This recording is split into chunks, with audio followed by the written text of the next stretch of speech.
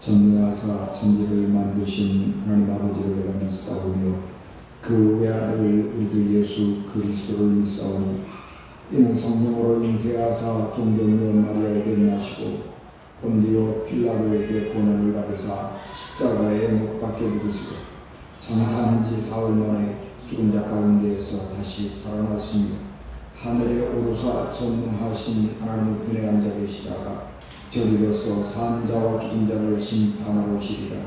성령을 믿사오며 거룩한 공예와 성도가 서로 교통하는 것과 죄를 사하여 주시는 것과 몸이 다시 사는 것과 영원히 사는 것을 믿사옵나이다. 아멘.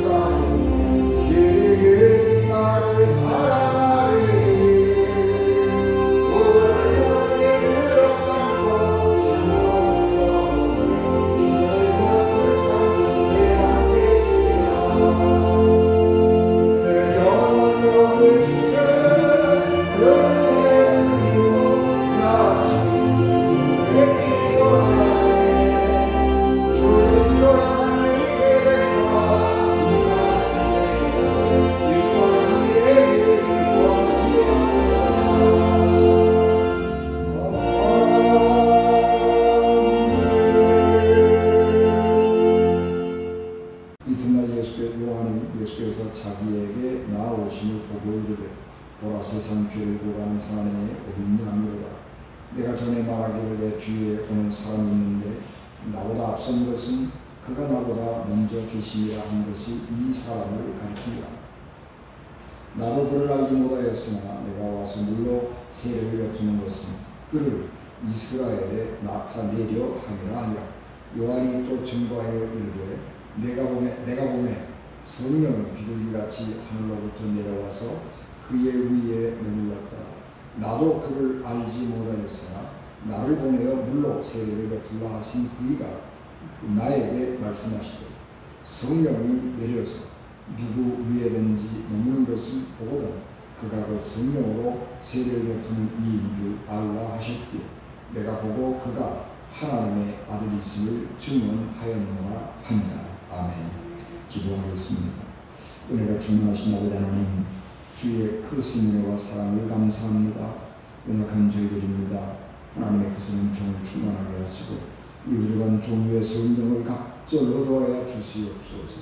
예수님 이름으로 기도하옵나이다. 아멘. 우리가 한때 정의를 부르짖고 정의를 위해서 투쟁했던 사람들이 갑자기 권력자의 편에 서고 또 부유한 자들의 편에 서는 것을 봅니다.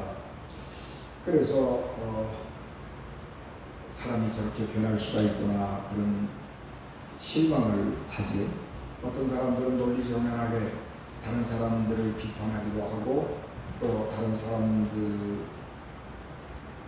잘못된 것을 아주 논리정연하게 설득력 있게 그렇게 비판을 하던 사람들이 어느 때부터인가 그 명쾌한 논리가 사라져버리는 것을 봅니다. 그래서 우리가 가끔 당혹감을 느끼죠. 그래서 우리가 어떤 한 사람에게 기대했던 그 기대들이 무너져 가는 것을 경험합니다. 그러나 우리가 인간의 심리를 자세하게 살펴보고 또 사람들을 이렇게 연구해 보면 왜 갑자기 사람들이 돌변하는가, 그런 원인은 간단합니다. 자기의 이익 앞에서 무너지기 때문입니다. 내 이익이 없을 때에는, 나와 상관이 없을 때에는 명쾌하게 논증도 하고 논박도 하고 비판도 하고 그렇게 하고, 또 내가 직접적으로 어떤 이익이 돌아오지 않을 때, 내가 약자의 입장에 있을 때는 약자가 대변하고 강자에게 대항하고 그렇게 하다가 어느 날 세월이 가면서 나와 직접적으로 연관이 되고 내 이익권에 내게 이익이 되느냐 아니냐 그런 상황에 오게 되면 내 이익 쪽, 지난번에 내가 뭐라고 말했는가 하는 것과는 상관이 없이 지금 내게 이익이 되는 쪽으로 행동과 말을 번복하고 바꾸어 버리는 것입니다. 그래서 우리가 자기의 생존, 그리고 내가 어떻게 더 많은 이익을 얻을 것이냐 하는 것은 자기의 몸의 안일과 관계가 되는 것이기 때문에 사람들이 그 육체의 안일 앞에서 무너져 내리는 것입니다. 그런데 오늘 우리가 성경에서 자기의 이익을 초월해서 바른 길을 걸어갔던 한 사람을 만나는데 그 사람은 바로 세례 요한입니다. 세례 요한은 그의 예언 활동과 그 활동이 자기의 이익하고 직결된 환경 속에서 살았습니다. 이 세례 요한은 예수님 당시에 예수님하고 견줄만한 인기가 있었습니다. 왜냐 그러면 세례 요한은 말과 행동에 있어서 너무나 일치했고 예언자적인 권위를 가지고 그가 광야에서 말씀을 외쳤기 때문에 사람들이 다 세례 요한의 말에 동의를 하고 감동을 하고, 우리말로 얘기하면 은혜 받아서 세례 요한의 말을 듣기 위해서 광야로 몰려왔습니다. 그리고 죄를 회개하는 세례를 받았습니다. 그래서 사람들에게 워낙 인기가 많아지니까 사람들이 요한에 대해서 매우 궁금하게 생각했습니다. 저 사람의 정체가 뭐냐?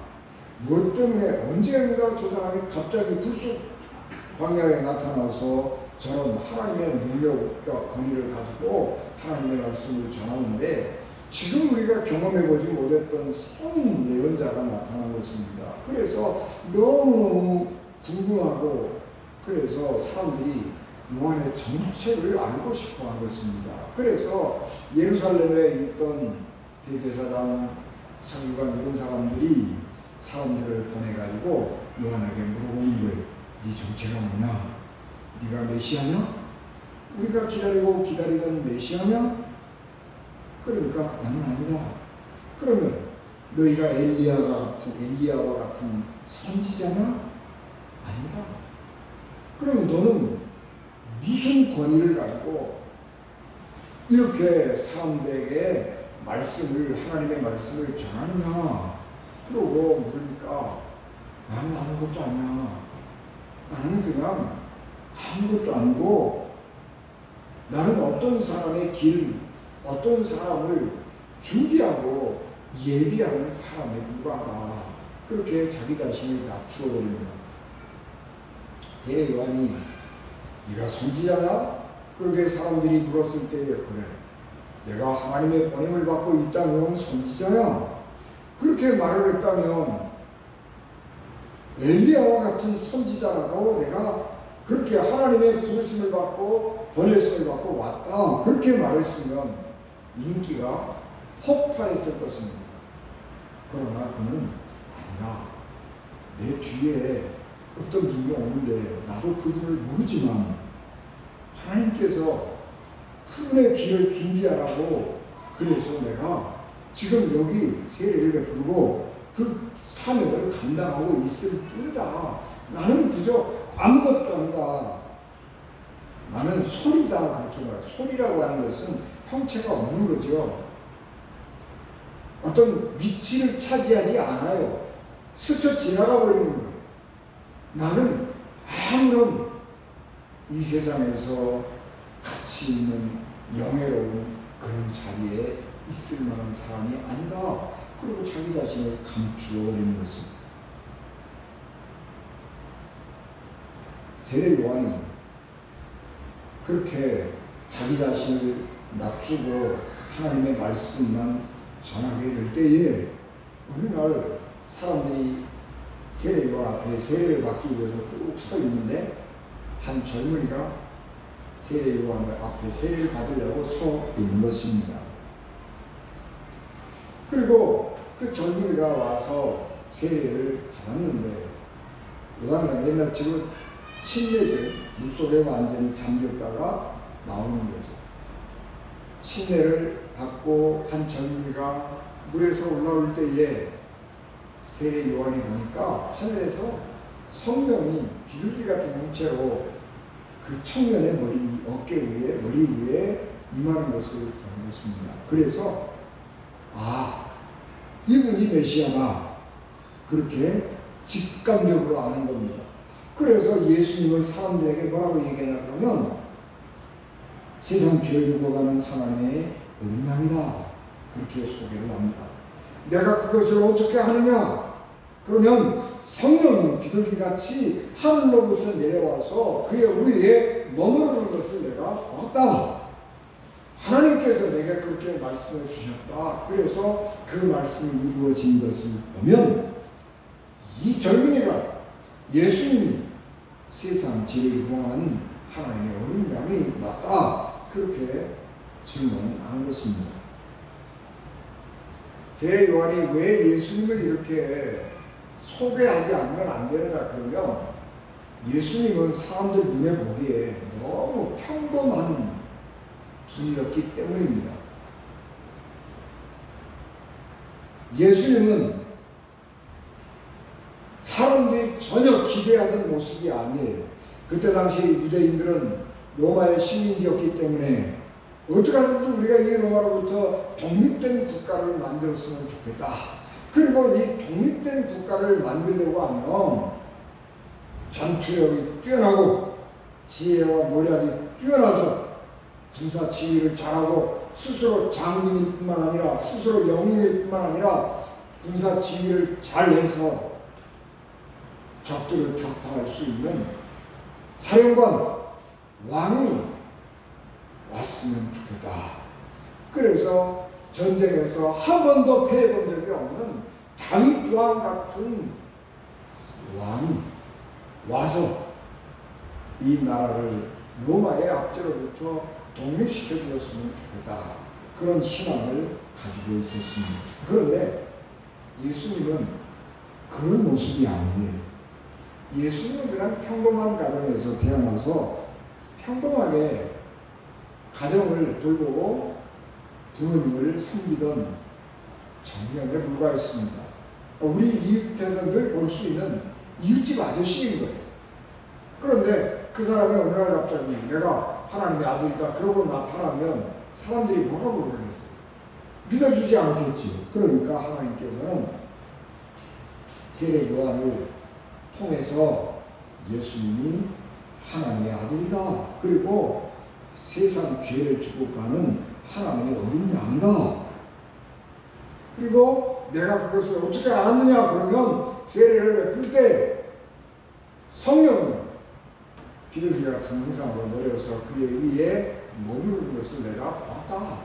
그렇게 증언을 하는 것입니다. 그래서 세례 요한은 자기에게 돌아올 모든 영예를 다 감추고 포기하고 모든 영광을 예수님에게 돌렸던 것입니다. 오늘 우리가 본독한 말씀에서 세례 요한이 예수님을 세상 죄를 주고 가시는 하나님의 어린 양이다, 그렇게 소개를 합니다.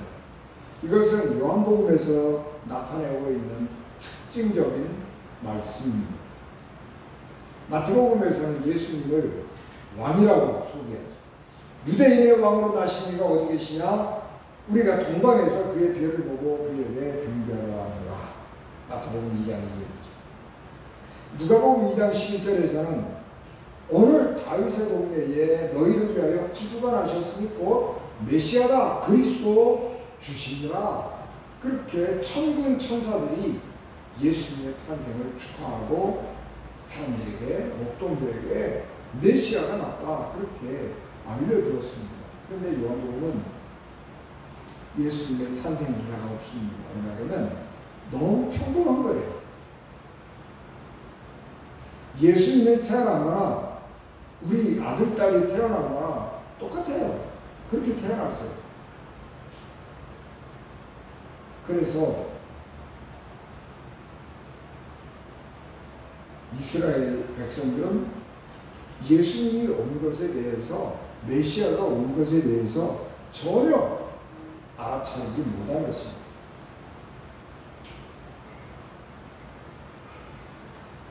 이스라엘 백성들은 하나님 우리에게 군사적인 능력이 탁월한 왕을 보내주십시오, 그러고 기도했습니다. 그런데 하나님은 왕을 보내는 게 아니고 어린 양을 보낸 것입니다. 여러분, 우리가 왕이라고 하는, 영웅이라고 하는 거예요. 왕을 보면 그 사람들은 업적을 굉장히 많이 남겼지요.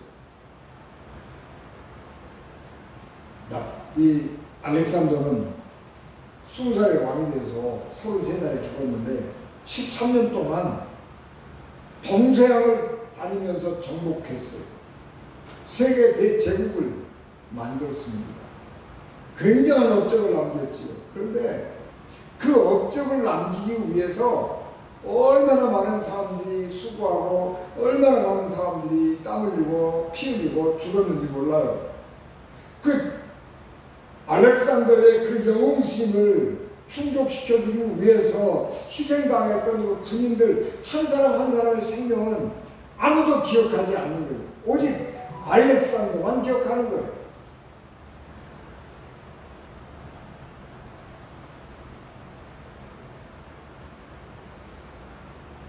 하나님은 그렇게, 그런 방법으로 세상을 구하고 싶지 않으신 것입니다.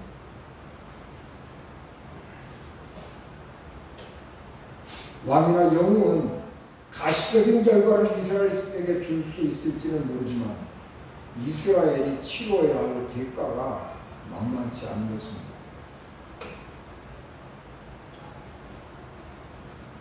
솔로몬 왕이 왕으로 즉위하려 할 때 다윗 왕이 죽기 전에 유언을 합니다. 내가 성전을 지으려고 했다. 하나님의 성전을 내가 지으려고 했는데 하나님께서 너는 피를 심히 많이 흘렸고 크게 전쟁하였느니라. 내가 내 앞에서 땅에 피를 많이 흘렸으니 내 이름을 위하여 성전을 건축하지 못하리라. 그렇게 말씀하셔서 내가 성전을 건축하지 못했다. 그래서 내가 성전을 건축하지는 못했지만 성전을 다른 사람이 건축할 수 있도록 내가 성전 건축할 수 있는 재료를, 건축자들을 많이 비축해 놓았으니까 네가 성전을 꼭 건축해라. 그리고 유언하고 죽는 거죠. 하나님의 성전을 건축하는 사람조차 손에 피 묻히는 것을, 피 묻힌 사람이 수없이 많은 생명을 죽인 사람이 하나님의 평화의 전을 건축한다고 하는 것은 맞지 않는 거예요. 그래서 하나님이 금하시겠습니다. 심지어 성전을 짓는 것조차도 그렇다면 세상을 구원하는 일을 위해서는 왕이나 영웅이어서는 안 되는 것입니다. 그래서 예수님은 하나님의 세상 죄를 주고 가시는 어린 양으로 오신 것입니다. 양은 특별한 것이 없는 가축이죠. 양은 온순해서 목축하기가 적당한 동물입니다. 양은 가죽도 털도 젖도 고기도 다 유익하죠, 인간에게. 그러나 양의 가치는 제사를 지내는 제물로서 가치가 가장 높은 것입니다. 제물은 자신이 죽어야 그 가치를 발휘할 수 있는 것입니다. 세상 죄를 지고 가시는 하나님의 어린 양이다 라고 하는 것은 그 죄, 그 양에게 죄를 다 전가시켜서 홀로 그 죄를 지고 죽어야 하는 운명을 가진 양인 것입니다. 그런데 그것을 사람에게 이렇게 적용을 시키면 심각해지는 거예요. 사람 보고 당신은 세상 죄를 지고 가는 하나님의 어린 양이다. 그러면 그 사람이 어떻게 되는 거예요? 그 사람을 죽여야 되는 거예요. 그러니까 문제가 굉장히 어려워지는 심각한 문제가 발생할 수 있는 거죠. 그렇기 때문에 예수 그리스도를 생각하면 십자가를 떠올리게 되는 것입니다. 예수 그리스도가 죽을 때 평범하게 죽지 않았거든요. 제물은 죽을 때 평범하게 죽지 않습니다. 완전히 다 소각되어 버리잖아요. 예수님의 십자가도 평범한 죽음이 아닌 거죠. 그렇기 때문에 예수님을 보고 십자가를 보면 예수님은 하나님의 어린 양이다, 그렇게 표현을 하는 것이 옳습니다. 요한복음은 이 양에 대한 비유가 굉장히 많아요. 예수님을 왕이나 메시아로 소개를 한 것이 아니고 예수님은 하나님의 양이다, 그렇게 표현을 합니다. 근데 그 양이라고 하는 것은요, 다른 사람들을 해칠 수 있는 수단과 방법이 없어요. 목자가 돌봐주지 않으면 존재 자체가 불가능한 동물입니다. 그래서 공격성이 없는 동물이죠. 해를 끼칠 수 없는, 다른 사람에게 해를 끼치지 않는 동물이에요. 그래서 예수님은 양처럼 사셨는데 자기의 목적을 이루기 위해서 다른 사람에게 희생을 강요하지 않으신 분이 예수님이십니다. 심지어는 자기가 억울하게 십자가의 그 모든 형벌을 받아 사형을 당하게 되면서도 그 순간조차도 아무 말 하지 않아요. 그는 양처럼 죽임을 당한 것입니다. 이사야 42장 3절 말씀에 상한 갈대를 꺾지 아니하며 꺼져가는 등불을 끄지 아니하고 진실로 정의를 시행할 것이며, 그렇게 고난당하는 하나님의 종을 설명하고 있습니다. 보통 사람이라면 상한 갈대, 무가치한 거죠. 그 언젠가는 썩어서 다른 갈대들에게 해를 끼치겠죠. 그러니까 다른 갈대를 건강하게 하려면 그 상한 갈대는 잘라버려야 하는 것입니다. 그런데 하나님의 종은 상한 갈대를 꺾지 아니하는 거예요. 왜 안 꺾어요? 생명이기 때문에. 아직은 죽지 않은 생명이에요. 죽을 수 있죠, 앞으로. 꺾어졌기 때문에. 그런데 그 죽을 수밖에 없는 갈대라도 세워서, 묶어서 건강하게 회복할 수 있으면 그 갈대를 건강하게 회복하게 해주는 거예요. 잘라버리지 않는 거예요. 하나님의 주는. 꺼져가는 등불도 끄지 아니하고, 꺼져가는 등불, 여러분 왜 꺼지겠어요?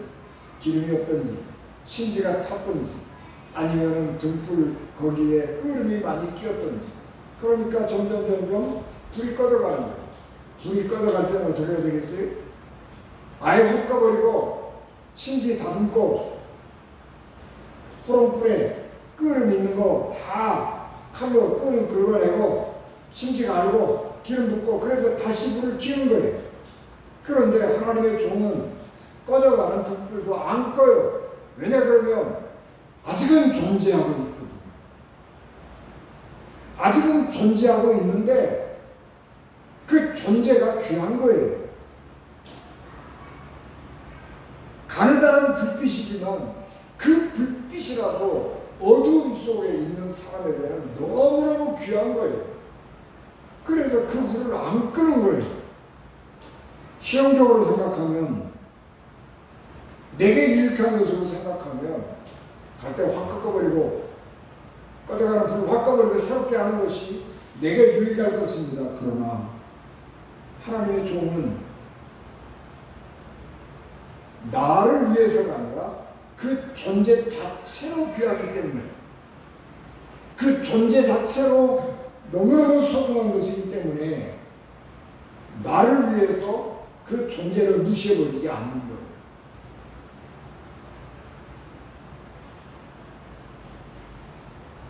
왕이라면 대의를 위해서 희생하는 것이 옳다고 생각하지요. 그래서 전쟁에 나갈 때 왕은 돌격하지만 자기 상품을 하고자 돌격하는 거예요. 왕은 자기가 위기를 당할 때에 내가 살기 위해서 부하를 죽이는 거예요. 부하들이 전하는 살아야 됩니다. 그래야 사직이 보존됩니다. 내가 죽겠습니다. 그리고 자기가 나가서 싸우다가 죽고 왕은 빼돌리는 거예요. 왕은 내가 살기 위해서 다른 사람을 사지로 내보내는 거예요. 그런데 하나님의 종은 안 그래요. 내가 죽더라도 네가 살아야 된단 말이에요. 그게 하나님의 종이에요.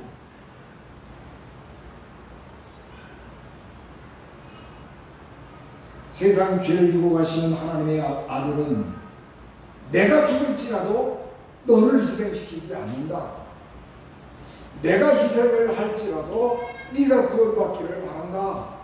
라고 하는 그 삶의 정신이 담겨져 있는 것입니다. 그래서 예수님은 세상 죄를 주고 가는 하나님의 어린 양인 것입니다. 양이 죽어서 제사 지내는 사람이 사는 것입니다.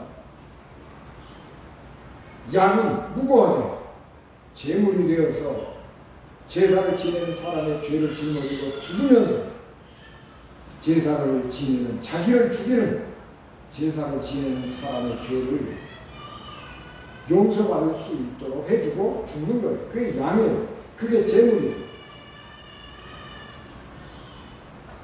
세상의 죄는 세례 요한의 물세례로 제거되지 않습니다. 세례 요한이 요단강에서 사람들에게 세례를 물로 베풀었지만 이 물로 세례를 베풀면서 내가 너희들의 죄를 씻겨준다 그런 게 아니에요. 이 회개가 여러분들의 죄를 용서해준다 그런 게 아니에요. 내가 회개하겠습니다. 내가 앞으로는 이렇게 안 살겠습니다. 그런 각오의 상징이에요. 물은 사람의 죄를 씻는 힘과 능력이 없습니다.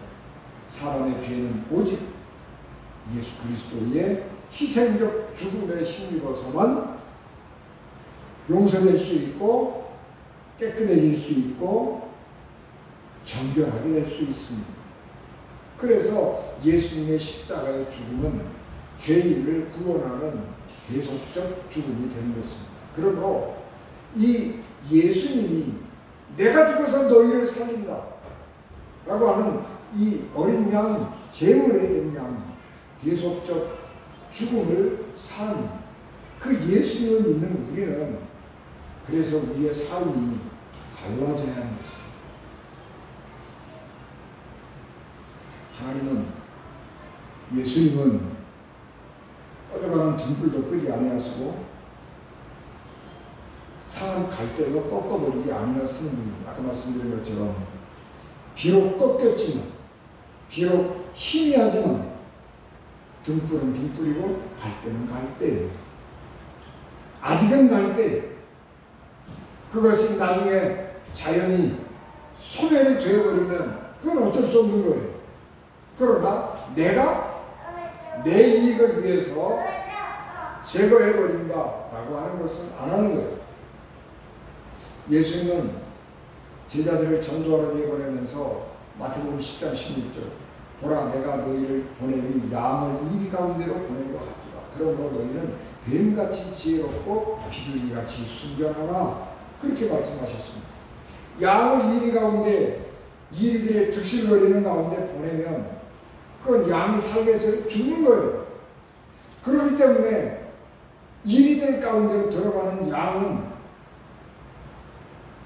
믿음이 있어야 돼요. 이리가 득실거리는 곳에 양이 가가지고 거기에서 번성하고 자기의 목적을 이룰 수 있다라고 하는 것은 어려운 거예요. 그렇기 때문에 세상 사람들은 양을 이리 가운데 보내지 않아요. 사자들을 이리 가운데 보내야 하는 거죠. 그래야 사자가 가지고 그 이리들을 다 제압하고 왕노릇 할 수 있지 않겠어요? 그런데 예수님은 양을 이리 가운데 보내는 거예요. 양이 이리 가운데서 살 수 있는, 들어가서 살면서 자기의 생존을 유지하고 번성하고 그리고 보낸 사람의 뜻을 완수하려고 하면 두 가지가 필요한데, 하나는 믿음이 필요한 믿음. 나를 하나님께서 이곳에 보내실 때에는 하나님이 나보고 이곳에 와서 잡혀 먹으라고 보낸 게 아니라고 하는 믿음. 내가 세상 가운데서 믿음으로 살아갈 때에 하나님은 내가 사람들에게 눌리고 짓밟히고 그래서 죽으라고 보내지 않았다고 하는 거예요. 하나님이 어떻게 하든지 하나님의 은혜로 나를 보호하시고 지켜주시리라고 하는 믿음이 있어야 하는 것입니다. 그 다음에 두 번째는 예수께서 말씀하신 것처럼 뱀같이 지혜롭고 비둘기같이 순결해야 하는 것입니다. 지혜가 있어야 돼요. 목적을 위해서 남을 희생시키고 내 목적을 이루는 삶이 아니라 내가 희생을 하고 그러면서 다른 사람을 살리는 것이 그리스도인 것입니다. 양이 이리 가운데에서 살려고 그러면 자기 희생적 삶이 아니고는 안 되는 거예요. 그리고 그 자기 희생적 삶을 살면서 순결해야 돼. 약점이 있으면 당장 잡혀먹는 거예요. 지혜로워야 돼요. 멍청해가지고 늑대들의 화를 돋구면 안 돼요. 그러니까 그 속에서 살려면 지혜로워야 되고 또 순결해야 돼요. 그 삶은 뭐예요? 품격이 있는 거예요.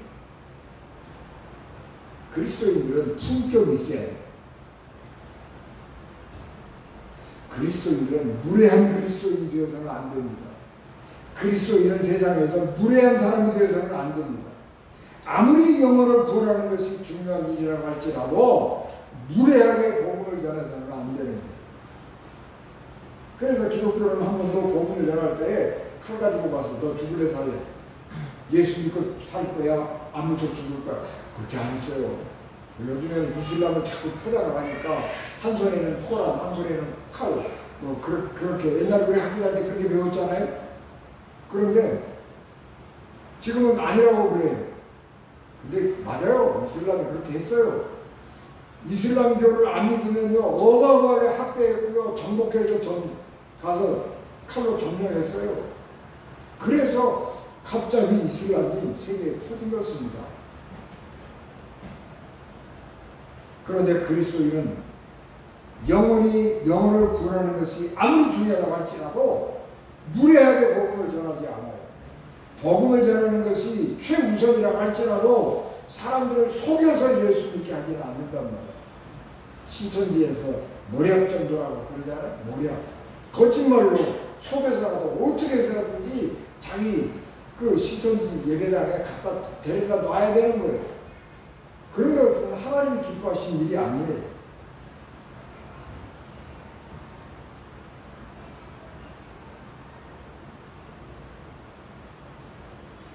예수 그리스도의 성품을 한마디로 말하면 온유와 겸손이에요. 예수 그리스도의 성품은 온유와 겸손이기 때문에 예수 그리스도를 따르는 우리도 성품이 온유하고 겸손해야 돼요. 그래서 온유하고 겸손하지만 우리가 뱀같이 지혜롭고 비둘기같이 순결해서 우리의 그리스도인들의 삶이 풍미가 있어야 된다는 거예요.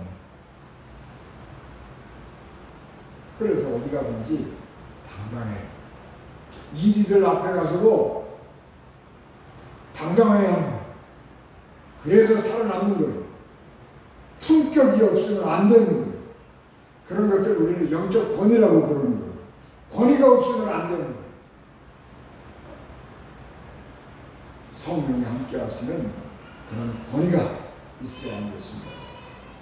두 번째는 예수 그리스도에 대한 믿음을 가지고 살아야 합니다. 예수님에게 하나님께서 왕이나 영웅 같은 권능을 주시지 않았지만은 대신 하나님은 예수님에게 영광을 많이 주었어요. 그래서 예수님 안에는 하나님의 영광이 가득합니다. 요한복음 1장 14절 말씀이 육신이 되어 우리 가운데 거하시며 우리가 그의 영광을 보니 아버지의 독생자의 영광으로 은혜와 진리가 충만하다. 예수 그리스도 안에 있는 영광은 하나님의 영광이에요. 두 번째는 요한복음 1장 18절 본래 하나님을 본 사람이 없으되 아버지 품속에 있는 독생하신 하나님이 나타내셨습니다. 예수님은 우리와 똑같은 형상을 갖고 살았던 육신을 가진 사람이지만 예수님을 보면 하나님을 본 것 같은 이상한 생각이 드는 거예요. 그래서 예수님 속에는 그런 풍미가 있던 것입니다. 이 예수 그리스도 안에 있는 하나님의 영광은 믿음을 가진 사람만이 발견할 수 있는 것입니다. 그래서 그리스도인들에게는 예수 그리스도를 믿는 믿음이 필요합니다. 예수님이 세상을 구원할 메시아라고 하는 믿음을 가지고 있을 때 예수님 안에 있는 하나님의 영광을 볼 수 있습니다. 하나님의 권능을 누가 경험하나요? 믿음 있는 사람이 경험하는 것입니다. 믿음이 없으면 하나님의 영광도 볼 수 없고 하나님의 권능도 경험할 수 없는 것입니다. 그렇기 때문에 믿음이 없다면 예수님을 찾아온 사람들이 실망하고 돌아가게 되는 것입니다. 예수님은 얼마나 평범했냐 그러면 세례 요한조차도 예수님을 의심하는 것입니다. 자기가 감옥에 갇혀 있어요. 세례 요한 감옥에 갇혀 있을 때 뭔가 예수님이 좀 큰 일을 했으면 좋겠는데 안 일어나. 그러니까 자기 제자들을 보내가지고 오실 그이가 당신입니까? 우리가 다른 사람을 기다려야 합니까? 당신이 메시아요? 아니면 다른 사람이 메시아요?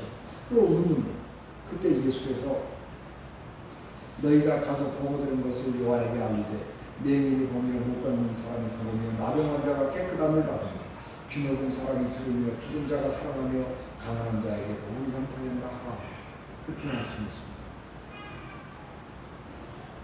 그래서 우리는 이 깊은 진리를 알아야 하는 거예요. 왜 예수님께서 나를 독립하라 그렇게 큰 독립운동을 일으키고 전쟁을 하는 것이 아니라 상한 갈대 같은 꺼져가는 등불 같은 그 가치도 없어 보이는 그런 사람들을 붙들고 그 사람들을 바로 세우고 그 사람들을 건강하게 하고 그 사람들을 온전하게 하는 하나님의 나라가 그런 것이기 때문에 그래요. 하나님의 나라는 그렇게 약한 사람들을 붙드는 거예요. 온전하게 살아갈 수 없는 사람들을 온전하게 살아가도록 만들어주는 거예요. 예수 그리스도가 그런 분이에요. 그래서 예수님을 찾아온 사람들은 모두 다 하나님의 은혜를 믿고 회복되고 살아서 돌아가는 것입니다. 예수님의 영광은 십자가에서 가장 강력하게 드러났습니다.